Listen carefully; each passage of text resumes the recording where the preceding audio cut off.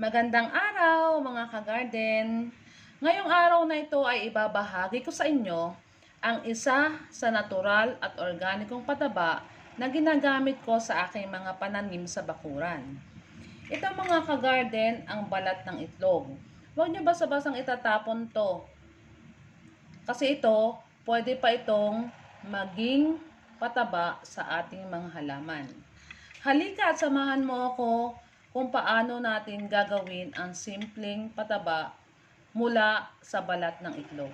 Pwede kayo mga ka-garden gumamit ng plastic o kahit anong plastic sa pagdurog nito, o kaya naman gumamit kayo ng food processor.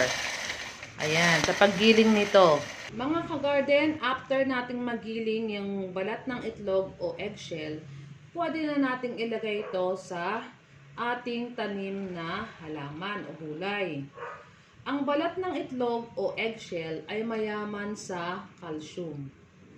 Okay, so pag napansin nyo na ang mga halaman nyo, natutuyot yung mga gilid, nagiging brown siya, at medyo ang roots niya ay mahina, nagkukulang na siya sa calcium. So ito mga ka-garden, ang balat ng itlog, malaking pakinabang nito sa halaman para ang mga ugat nito ay tumibay at magkaroon din ikaw ng masaganang bunga sa inyong garden.